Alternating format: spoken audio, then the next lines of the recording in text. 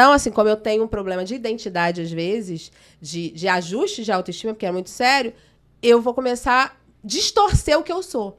E aí eu vou cometer falhas e erros. E por isso que a autoestima é algo tão importante que faz com que a pessoa seja um profissional melhor.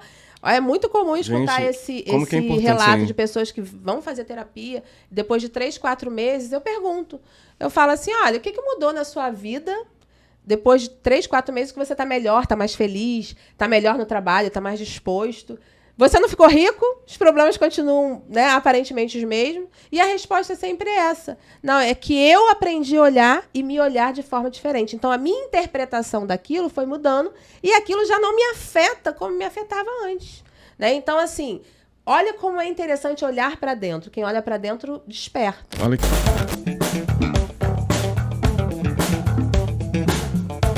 Também. A questão é que a gente, com essa ânsia de querer dar conta de tudo o tempo todo, ser tudo o tempo todo, a gente começa a ter uma vida muito pesada e os nossos potenciais, eles vão sendo descartados.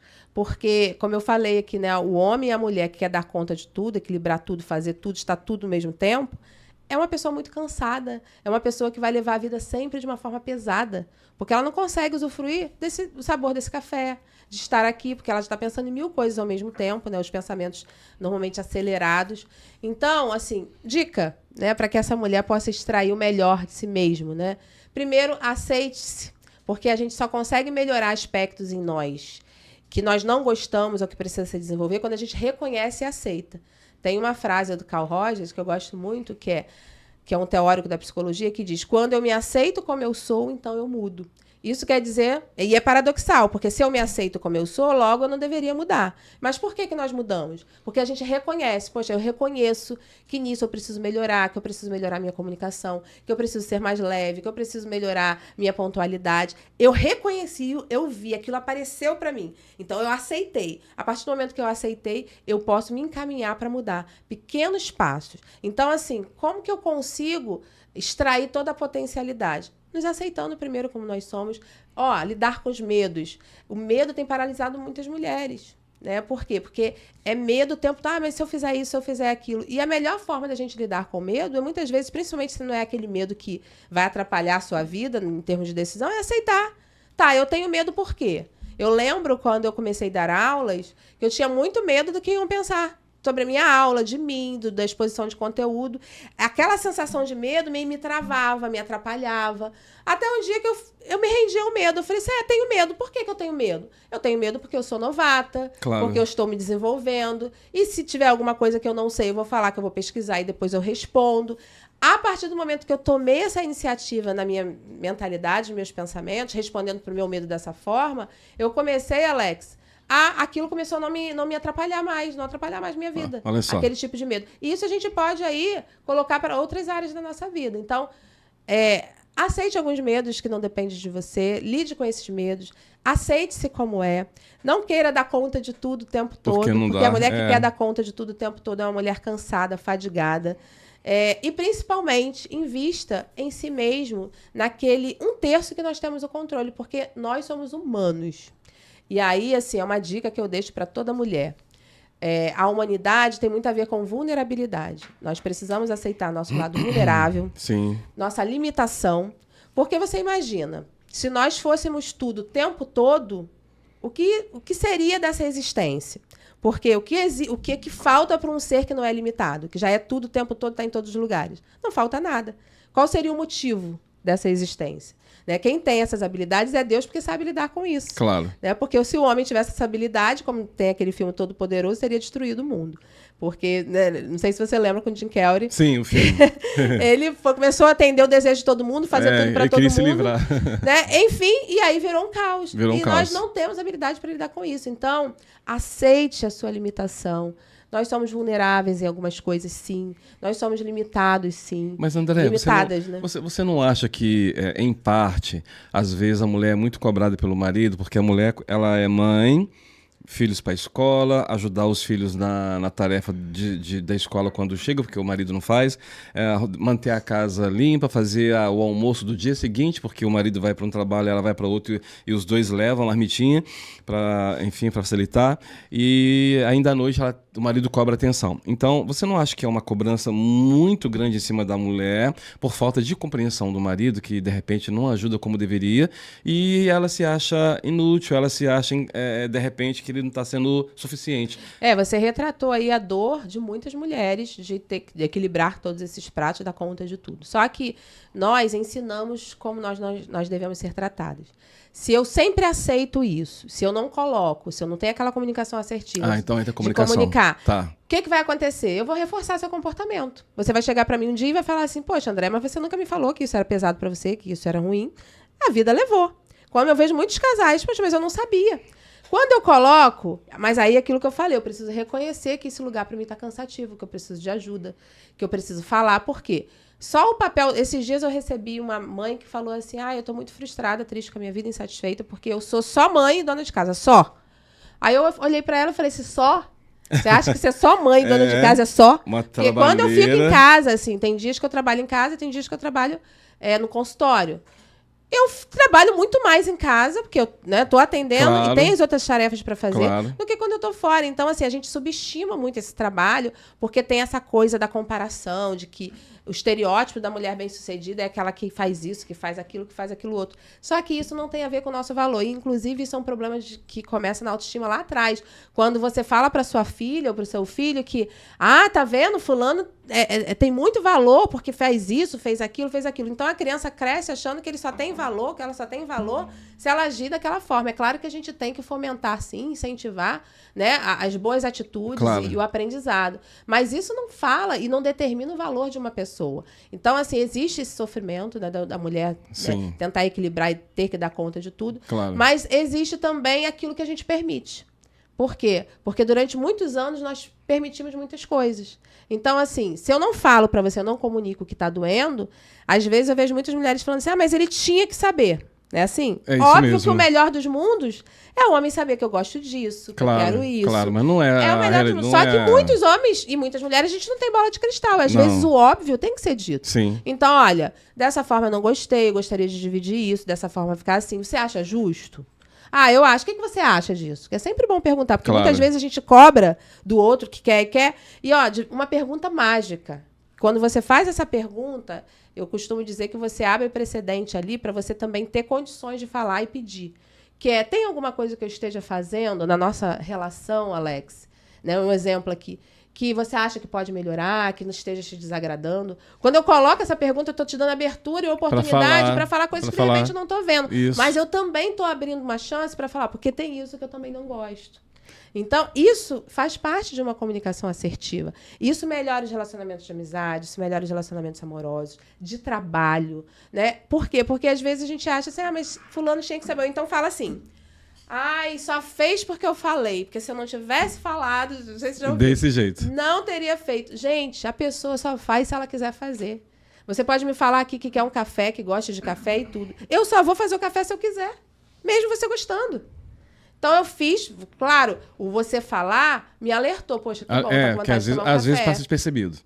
Tá com vontade de tomar um café. Então, alerta. Mas você só vai se levantar e fazer se você quiser fazer. Sim. A mesma coisa assim, com a relação do homem com a mulher. Às vezes o homem dá o feedback para a mulher. Mas a mulher só fez porque eu pedi. Claro, você pediu que ela não estava enxergando, mas ela só fez porque ela quis fazer. Claro. E o homem também. Ele só foi lá comprar um negócio, ele só foi lá fazer aquilo porque ele quis. Claro. Então, a gente precisa sair dessa realidade romantizada, sabe? De que, o príncipe encantado no cavalo branco, porque tem esses dois extremos, né? Tem aquela mulher que espera esse príncipe e aquela mulher que Deus, que se for esse perfil, não quer de jeito nenhum. Esses dias eu escutei uma pessoa falando assim, eu não tenho perfil nem de sustentar, nem de ser sustentado. Foi um homem que falou. Sim. E aí, eu achei interessante porque ele falou assim, olha, relacionamento para mim a dois vai ser difícil, porque eu não tenho esse perfil, né? Então, relacionamento nos âmbitos tradicionais, onde o homem provê e a mulher fica em casa, para ele já sabe que vai ser um problema. Porque ele quer dividir as despesas, ele quer fazer... Então, ele já tem clareza. E vai entrar numa relação assim. Mas se ele não se comunicar, o outro não vai saber. E que você falou, mas o período do namoro não é para ver isso? Claro, o período do namoro a gente consegue perceber muitas coisas. Mas tem coisas que é só na convivência. E tem coisas que mudam. Porque, assim, eu tô casada há 20 anos. Sim. Espero em Deus, né, seguir minha vida com ele. Claro. Mas... E se eu acordar amanhã e decidir outra coisa, ele decidir outra coisa? Eu tenho como intervir na atitude dele? Não. Vou fazer o máximo que eu puder, mas eu não tenho. Então, nada eu tenho como garantir quando exige uma relação a dois. Quando exige, a gente está falando de duas pessoas, a gente não está falando de uma pessoa. Exato. Né? Então, a gente precisa ter muito cuidado e olhar para a nossa parte. A gente não faz a nossa parte. Sabe, você me fez lembrar agora, eu vou abrir um parênteses aqui, depois eu fecho. Então, os leitores da Bíblia vão lembrar o seguinte, que quando Eva se afastou de Adão para poder passear pelo jardim, aquela coisa toda, e ela comeu do fruto proibido, que não é a maçã, todo mundo fala que é maçã, não é a maçã. E aí, quando ela se aproxima do marido dela, o Adão, ele fala, o que você fez? Enfim, mas é o que você falou, foi uma decisão dela. Pode ser que se Adão estivesse junto com ela, ele poderia, né, não faz isso e tal, mas é porque... Foi uma decisão dela. E as pessoas brincam muito com isso, que mulher, né, vulnerável e tudo. Eu costumo dizer que, desde o início, a Bíblia ela deixa muito claro que o problema da humanidade, né, eu falo, foi a autoestima. Por quê? Porque Eva e Adão eram filhos de Deus, imagem e semelhança, com direito a tudo. Claro. Inclusive, Eva teve até uma facilidade maior, porque quando ela chegou já estava tudo pronto. Né? Verdade. Então, assim, até Adão já estava pronto ali, porque ela surgiu a partir de Adão. Então, se eu sou filha e sou dona, eu já tenho tudo. Sim. Então, quando a serpente chega para Eva e fala aquilo, se você comer do fruto, sim, você vai ser igual a ele. Isso. Se eu tenho minha autoestima preservada e ajustada, o que eu falo? Não preciso, porque eu sou. Isso, eu sou imagem e semelhança e sou filha. Eu tenho direito a tudo. Nada me falta. Então, assim, como eu tenho um problema de identidade, às vezes, de ajuste de autoestima, porque é muito sério, eu vou começar a distorcer o que eu sou. E aí eu vou cometer falhas e erros. E por isso que a autoestima é algo tão importante que faz com que a pessoa seja um profissional melhor. É muito comum escutar esse relato de pessoas que vão fazer terapia. Depois de 3, 4 meses, eu pergunto. Eu falo assim, olha, o que mudou na sua vida depois de 3, 4 meses que você está melhor, está mais feliz, está melhor no trabalho, está mais disposto? Você não ficou rico, os problemas continuam, né, aparentemente os mesmos, e a resposta é sempre essa. Não, é que eu aprendi a olhar e me olhar de forma diferente. Então, a minha interpretação daquilo foi mudando e aquilo já não me afeta como me afetava antes. Né? Então, assim, olha como é interessante olhar para dentro. Quem olha para dentro, desperta. Quem olha para fora, sonha. Então, por quê? Porque de fora eu não tenho controle. Eu tenho controle sobre a atitude dele? Não. Eu tenho controle sobre a atitude da minha esposa, mas não tenho. Mas sobre mim eu tenho. Né? Eu escolho como pensar, reagir, e eu escolho também como me sentir em relação àquilo. Será que o que ela está falando, o que ele está falando, fala realmente a respeito da minha convicção, do que realmente eu quero, do que eu estou sentindo? Né? Então, a gente precisa voltar os olhos para nós, para a nossa parte, assumir esse 1/3 do que a gente tem controle, abrir mão de querer controlar tudo porque a gente vai sofrer, vai ficar cansado, não vai resolver, ainda no final das contas ainda pode ficar sozinho ou sozinha. É tão bom, gente. Existem tantas coisas boas em compartilhar a vida com alguém. A gente escuta muitas pessoas falando de casamento. Eu estava falando para essa mocinha de 11 anos, que ela começou a criticar várias coisas. Eu falei, olha, você dividir a vida com alguém é uma coisa maravilhosa. Por quê? Primeiro, quando você não está bem, você tem uma pessoa ali para te apoiar, te ajudar. Uma pessoa que te ajuda, que cuida de você, que você cuida da outra.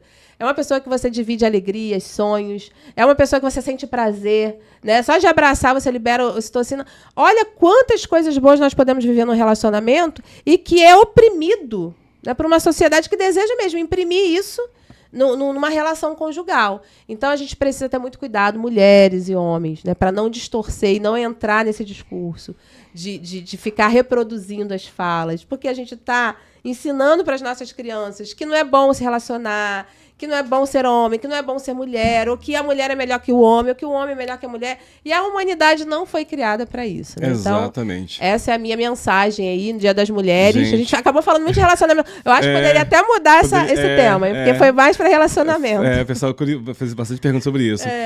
Então, eu estou olhando aqui, não dá tempo mais de falar mais coisas, porque parece que o pessoal também, no finalzinho, enche de perguntas, vai pegando gostinho, mas a gente, o pessoal no Instagram, a gente tem que finalizar aqui.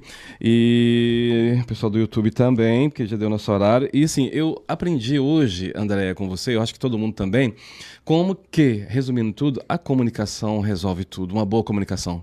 A comunicação assertiva. A assertividade na comunicação faz com que você abra portas no trabalho, faz com que você cresça profissionalmente, faz com que você tenha um relacionamento mais saudável com o seu cônjuge, com o seu filho, com o seu amigo, na sua igreja. Sim. Então, a gente precisa investir na nossa comunicação. Me fazer entender, ser claro no meu objetivo, naquilo que eu quero passar. Investir nisso, né? Então, assim, não é tratar as coisas como óbvio, o outro tem que saber e pronto.